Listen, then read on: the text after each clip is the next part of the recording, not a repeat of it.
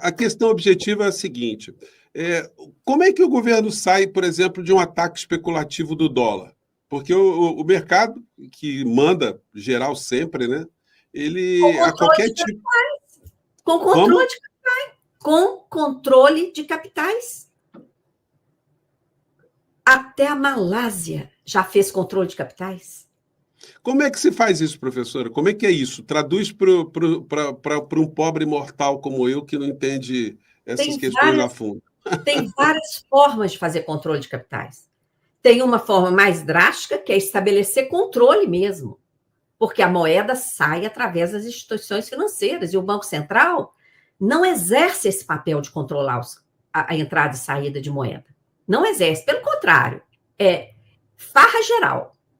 E aí, nós temos tido déficit na conta corrente, principalmente depois que o Guedes vendeu as ações preciosas da Vale, da Petrobras, para estrangeiro, para fundos estrangeiros, sigilosos.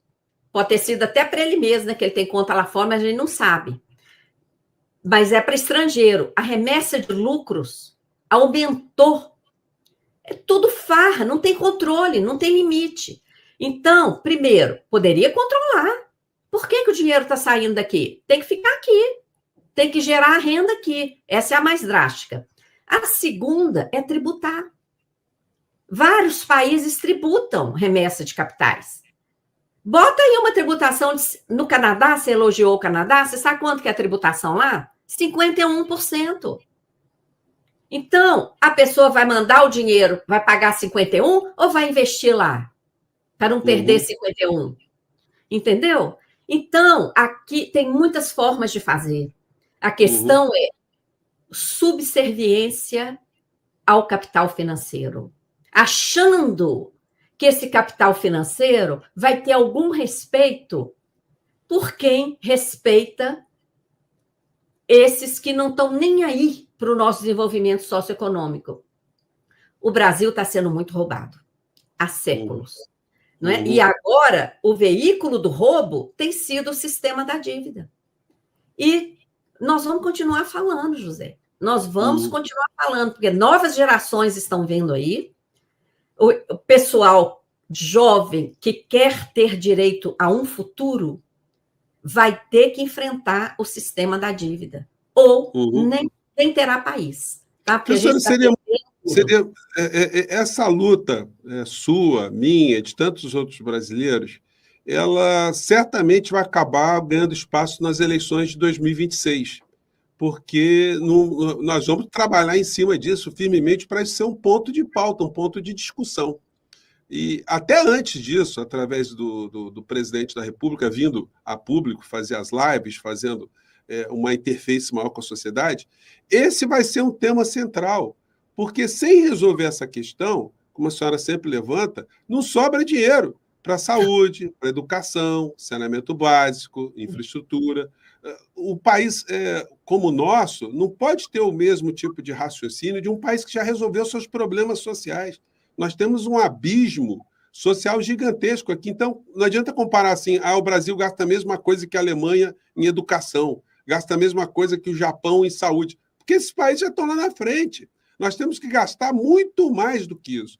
O Lula tem falado muito que colocar dinheiro em saúde e educação não é custo, não é gasto, é investimento. E, nesse particular, está absolutamente certo. Então, o que nós temos que fazer? Nós temos que tocar nesses assuntos, popularizar esses assuntos, criticar os pontos que estão sendo colocados aí, da forma que estão sendo colocados, porque está causando uma grande inquietação o pacote do Haddad em relação aos benefícios para aposentados. Todo mundo está com as orelhas super em pé.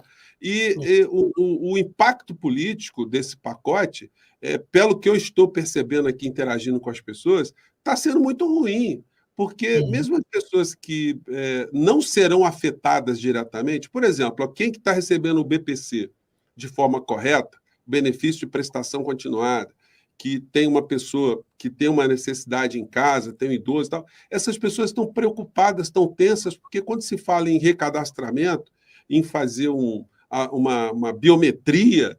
Isso é um troço que apavora as pessoas, que podem ali, ficam com a tensão, com a possibilidade de perder um benefício. E eu defendo a tese também, professora, que por mais que tenha irregularidade nesses programas, eles, percentualmente, eles são tão pequenos diante do que se gasta, por exemplo, com juros da dívida, que o governo está buscando atacar uma despesa, vamos dizer assim, no ponto mais frágil da sociedade e que causa mais danos políticos ao governo. Então, é uma coisa esquizofrênica, né, professor? Sim. A questão é a seguinte: o Brasil é um país extremamente desigual. O resultado do último censo do IBGE provou isso. Mais de 90% recebe até 2 salários mínimos, José. Então, quando você muda, por exemplo, a regra do abono salarial, hoje, quem recebe por mês até 2 salários mínimos, no final do ano vai ganhar 1 salário mínimo de abono. Isso aí vai ser reduzido para 1 salário mínimo e meio. Como pega um volume muito grande de gente, realmente é uma mixaria, como você falou. É um valor muito pequeno, mas no volume dá dezenas de bilhões de economia. O BPC mudaram 2 coisas, viu? Mudaram a forma de cálculo, já era considerada a renda familiar. Só que Bolsa Família, outro BPC, que às vezes uma mesma família tem 2, 3 pessoas que recebem o benefício. Um é cego, o outro é não sei o quê. Agora, tudo isso vai ser somado para chegar naquela cota de até 1/4 de renda familiar por familiar. E ainda que não morem juntos, hein? Se for cônjuge ou aqueles parentes próximos que estão lá no texto da lei, ainda que não morem junto, vai entrar na conta. Por quê? Qual é a lógica? O que o Haddad expressou? O grupo familiar, se o grupo familiar tem condição, essa pessoa não vai ter direito ao BPC, porque o grupo familiar ali tem renda. Então, o que quer dizer isso? Aquela pessoa que necessita do benefício, ou porque não conseguiu se aposentar, foi explorada a vida inteira, não conseguiu as contribuições, ou porque não teve carteira assinada, ou porque sofre de alguma deficiência, se essa pessoa mora numa família que tem alguma renda, ela então vai ser obrigada a viver de caridade dessa família. Ela não vai ter o direito dela, pessoal, respeitado? Gente. Ou seja, professora, o desgaste político ele vai ser muito grande, né, nesse ponto.